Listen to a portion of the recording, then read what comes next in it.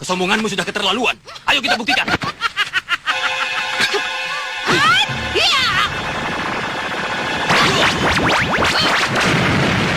Mana kesaktianmu anak muda? Kesaktian kalian tidak ada seujung kuku hitamku. Mencari sembara. Mau apa? Mengambil cemeti Amar Rasuli. Dan kalau benar kau bagus Hajiwo, serahkan Tobak Nur Alib.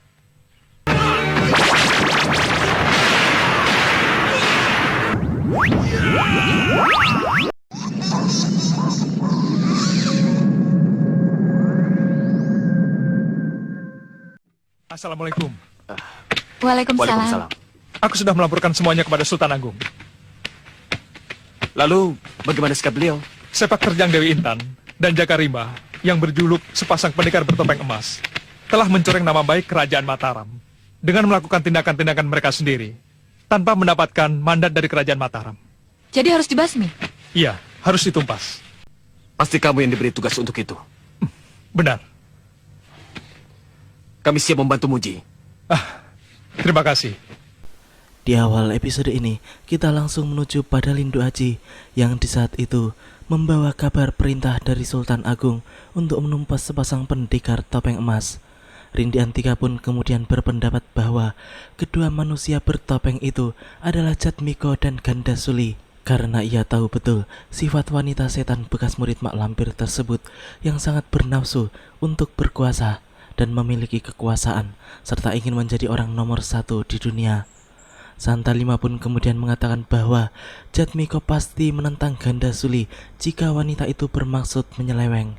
Rindi Antika pun tidak habis pikir bagaimana bisa Jatmiko menjadi tunduk kepada Ganda Suli, seakan-akan ia seperti kerbau yang dicucuk hidungnya. Mayang Sari pun kemudian berpendapat bahwa hal itu terjadi karena ada yang mereka andalkan, yaitu si Grandong, untuk mewujudkan semua cita-cita serakah dari wanita setan tersebut. Ganda Suli begitu yakin bahwa Grandong adalah segala-galanya. Keliru besar menganggap Grandong segalanya. Ganda Suli keblinger. Makhluk iblis seperti Grandong tidak akan pernah menang melawan manusia. Ya. Maka dari itu, tugas kita lah untuk membuktikannya. Ya.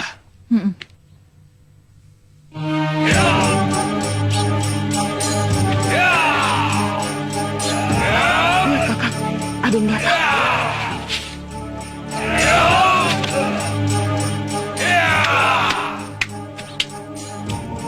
Bubar. Kini kita menuju pada markas pasang pendekar bertopeng, di mana pada saat itu tampak keduanya sedang mengawasi pasukannya yang sedang berlatih ilmu kanuragan. Mendadak saja mereka pun kedatangan tamu, yaitu dua orang wanita yang sebenarnya adalah samaran dari murid-murid Mak Lampir. Keduanya diutus oleh si Lampir untuk memberitahukan Jatmiko dan Ganda Suli sebagai ketua perguruan sepasang pendekar bertopeng bahwa mereka memiliki pasukan yang akan bergabung dengan jumlah 100 orang. Mereka mengatakan berasal dari Padepokan Lohdaya dengan guru besarnya yaitu Nyai Klampis. Nyai Klampis pun menyatakan siap untuk melatih pasukan Kadipaten Kendipura itu guna berperang melawan Mataram.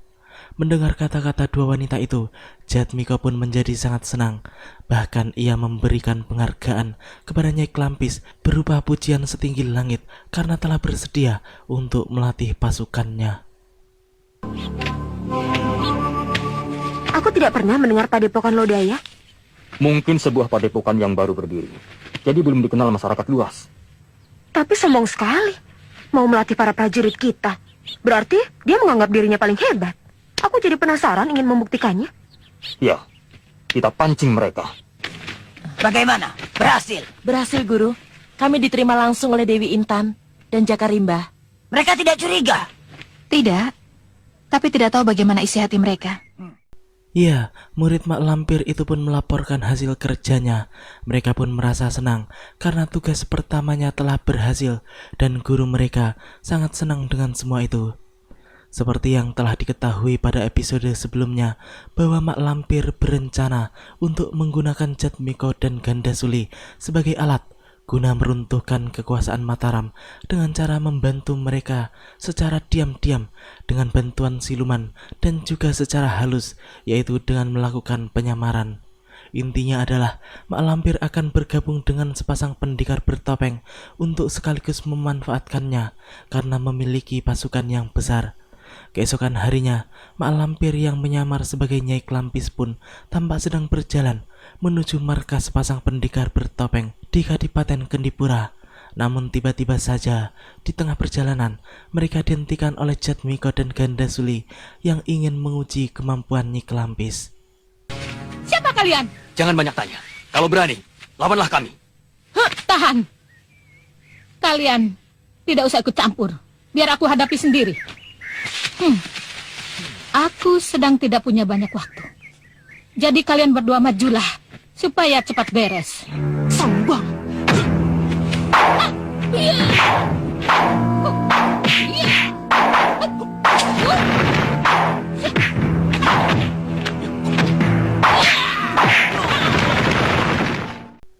Ya, tampaknya Jatmiko sangat kesulitan untuk mengimbangi jurus-jurus Nyai Klampis karena memang pemuda itu bukanlah tandingan Mak Lampir. Melihat Jatmiko sudah kesulitan menghadapi lawannya, Gandasuli pun kini turun tangan dengan langsung mencabut pedang pusakanya guna mencecar bagian-bagian tubuh mematikan dari Nyai Klampis. Namun semua itu tidak berarti bagi wanita tua tersebut. Serangan Gandasuli dianggapnya sebagai mainan anak-anak yang dengan sangat mudah bisa dibendungnya.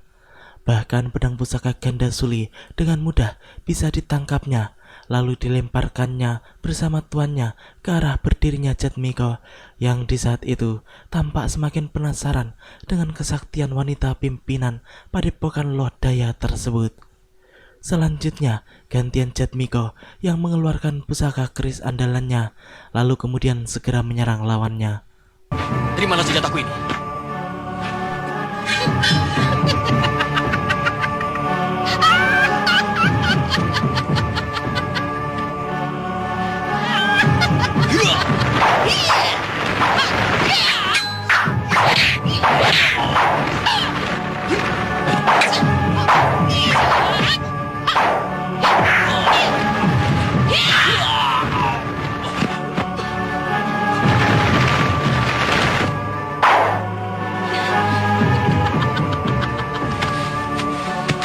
Mana ajian pamungkasmu?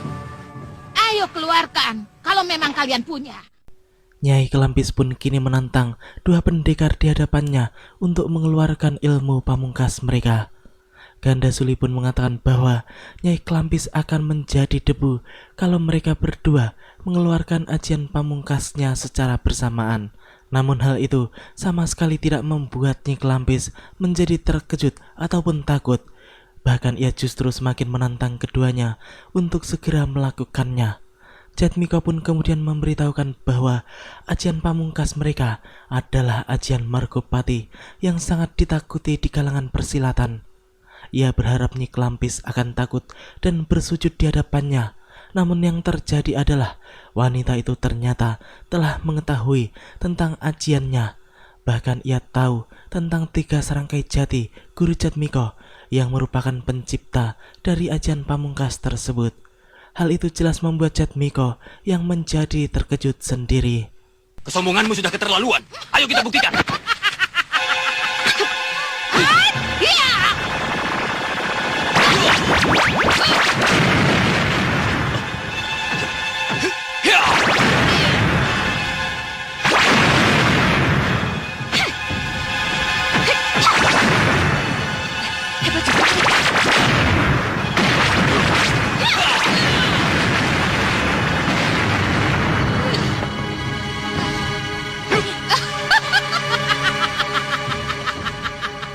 Mana kesaktianmu anak muda? Kesaktian kalian tidak ada seujung kuku hitamku.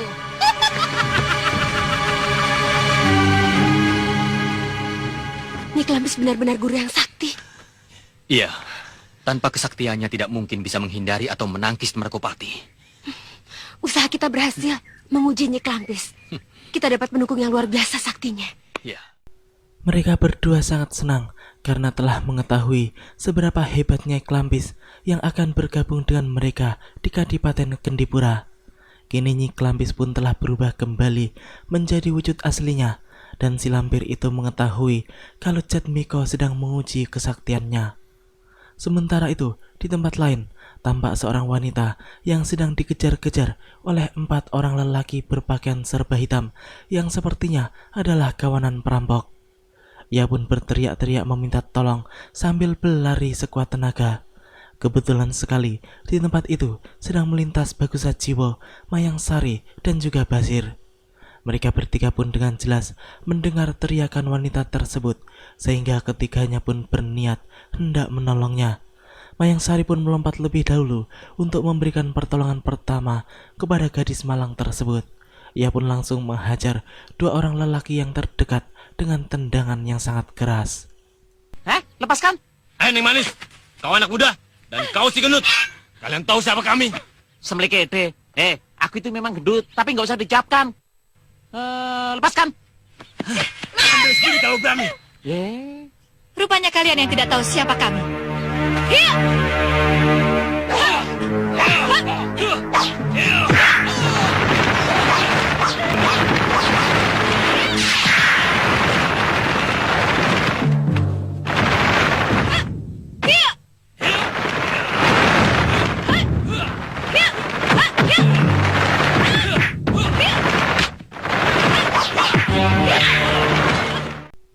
Tidak terlalu sulit bagi Mayang Sari untuk mengalahkan orang-orang liar tersebut. Apalagi kini Bagus Sajiwo pun telah datang membantu. Hal itu semakin mempermudah pekerjaan mantan murid Mak Lampir tersebut. Ternyata wanita itu adalah seorang kerabat Mayang Sari. Basir pun mendapatkan kesempatan untuk berduaan dengan wanita itu. Ia pun mengaku bahwa dirinya adalah guru Mayang Sari. Hal itu dilakukannya untuk membuat wanita itu semakin kagum kepadanya. Tak lama kemudian, baik Mayang Sari maupun Bagus Sajiwo sama-sama telah membereskan lawannya masing-masing. Lalu mereka berdua pun kemudian segera menghampiri Basir dan wanita yang ternyata adalah Warsi, salah seorang keponakan atau saudara dari Mayang Sari. Basir pun kelihatan masih puyeng akibat kejatuhan musuh yang sengaja dilemparkan oleh Bagus Sajiwo ke arahnya. Warsi, kamu tidak apa-apa? Tidak, Kamu kenapa ada di sini? Sarkam. Ada apa dengan adikmu itu? Kambuh lagi? Iya, sakitnya kambuh lagi. Sudah 3 hari ini dia pingsan. Pergilah Maya, sembuhkan keponakanmu. Setelah itu, kamu cepat kembali ke tempat biasa kita berkumpul. Baik, ayo. Bebas ya.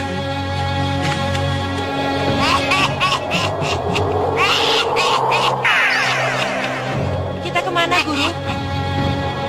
Mengisi tangan-tanganku supaya lebih kuat dan tegas. Kini kita menuju pada Mak Lampir yang di saat itu telah kembali menyamar menjadi Nyai Klampis dan bersama dengan para anak buahnya menuju tempat sepasang pendekar bertopeng berada. Ia pun kemudian menyampaikan pendapatnya bahwa sebaiknya mereka meminta dukungan dari para pendekar golongan putih seperti Lindu Aji, Bagus Sajiwo, Rindi Antika, Mayang Sari, Santa Lima, dan yang lainnya. Sepasang pendekar bertopeng itu pun sangat menyetujui usulan Nyai Klampis. Selanjutnya, Ganda Suli pun memulai untuk mendekati kembali orang-orang golongan putih. Seperti di saat itu, tiba-tiba Ganda Suli tampak sedang menemui Basir dan menanyakan tentang keberadaan Lindu Aji dan yang lainnya. Basir sebenarnya tampak tidak suka terhadap wanita itu. Namun karena wanita tersebut membawa makanan, maka akhirnya ia pun mau menuruti kata-katanya. Sungguh Ganda Suli memang pintar mencari perhatian Basir dengan menggunakan kelemahan pemuda gendut tersebut. Setelah mengetahui tempat keberadaan para pendekar, ia pun bersama dengan Jatmiko segera menuju ke sana. Sudah aman? Aman? Apanya yang aman? Tenang saja, makan saja. Sudah aman kok. Wong tadi sudah saya cicipi. Makanan ini tidak ada racunnya. Sir, kamu ini bisa saja. Ayo makan. Oh ya, ada sesuatu yang ingin kami bicarakan. Iya, silahkan. Kemarin, kami didatangi sepasang pendekar topeng emas. Dewi Intan dan Jaka Rimba. Benar. Bagaimana menurut kamu? mengenai sepasang pendekar topeng emas yang memiliki pasukan besar dan kuat itu. Iya, sampai sekarang aku belum mengerti apa yang diinginkan oleh sepasang pendekar bertopeng emas itu. Aku dengar, harta kekayaan para adipati dan demang mereka rampas, lalu dibagikan pada fakir miskin. Kalau kalian bisa berada di tengah-tengah mereka dan menjadi penasehat mereka, tentu saja kedua pendekar bertopeng emas itu bisa dikendalikan dengan baik. Apa? Aku menjadi penasihat pendekar bertopeng emas itu? Yang benar saja, Miko. Aku dan Ganda Suli sangat mendukung kedua pendekar bertopeng emas itu. Pembicaraan Jad Miko memang sangat memancing untuk mengetahui tanggapan kawan-kawannya itu tentang pendekar bertopeng monyet, sekaligus mengajak para pendekar golongan putih itu untuk bergabung. Bagus Sajiwo dan Lindu Aji pun akhirnya setuju dengan pendapat Jad Miko, karena dengan demikian paling tidak mereka bisa mengerahkan kedua pendekar bertopeng monyet tersebut untuk melakukan tindakan-tindakan yang sesuai dengan peraturan kerajaan Mataram. Ternyata pembicaraan mereka sedari tadi tidak luput dari pengawasan Mak Lampir dengan kaca benggalanya. Nenek setan itu pun sangat senang karena Lindu Aji dan yang lainnya telah setuju untuk ikut bergabung dengan Jad Miko atau sepasang pendekar bertopeng emas. Hal itu berarti mereka berhasil mengajak musuhnya untuk bergabung dengan pasukan mereka. Sungguh perbuatan yang sangat licik. Kini kita kembali lagi menuju pada Bagus Sajiwo yang telah kembali bersama dengan Mayang Sari. Mereka pun berada di sebuah desa yang merupakan daerah kekuasaan Sembara. Di sana mereka melihat seorang lelaki tua yang dianiaya oleh Jalat Tangkur, seorang buron Mataram yang kemarin dulu pernah dikalahkan oleh Kamasutra dengan pedang malaikatnya. Tampaknya setelah pedang halilintar andalannya musnah, Jalat Tangkur ingin merebut cemeti Amarasuli Sembara yang akan digunakan untuk menghadapi pedang malaikat. Dan Bagus Sajiwo dan Mayang Sari, mereka sahabat dan Sembara, tanya saja pada mereka. Bagus Sajiwo. Dan Bagus, dia mencari Sembara, tapi caranya kasar. Saya tidak senang. Mencari Sembara? Mau apa? Mengambil cemeti Amarasuli. Dan kalau benar kau Bagus Sajiwo, kau dulu, Sembara belakangan. Denganku? Ada apa? Serahkan tombak Nur Alip. Serahkan cepat.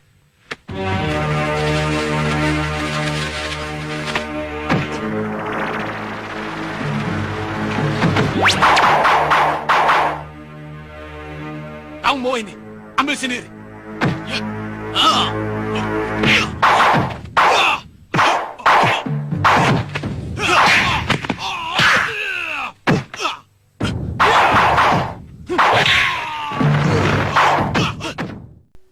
Di awal-awal pertarungan, Jalat Tangkur pun langsung merasakan kehebatan tongkat Nur Alif milik Bagus Sajiwo.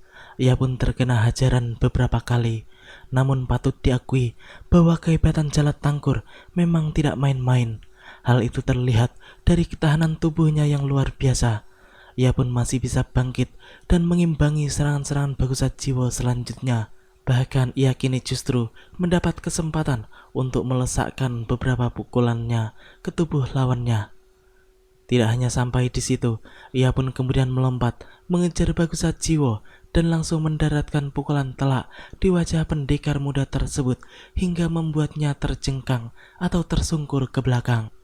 Melihat Bagus Sajiwo terjatuh, Mayang Sari pun kemudian segera mencabut pedangnya untuk menyerang Jalat Tangkur. Hal itu dilakukannya agar memberikan ruang atau kesempatan kepada Bagus Sajiwo untuk bernafas dan mempersiapkan jurus-jurus selanjutnya. Benar saja, setelah pemuda itu bangkit, ia pun langsung menyerang kembali Jalat Tangkur dengan tongkat saktinya.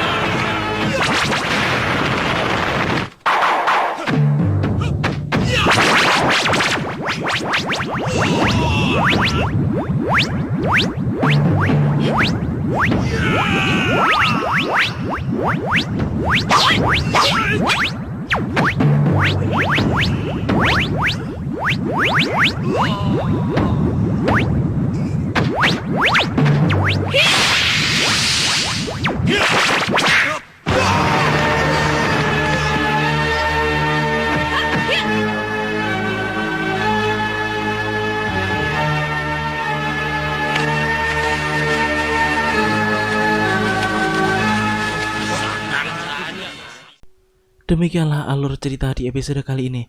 Nantikan kelanjutan kisahnya di episode yang akan datang.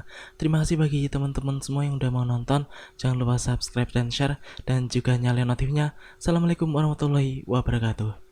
Ilmu itu Apa dia saktinya? tidak bisa beres 100 hari. Sejenis ilmu sihir. Oh, lebih tinggi lagi.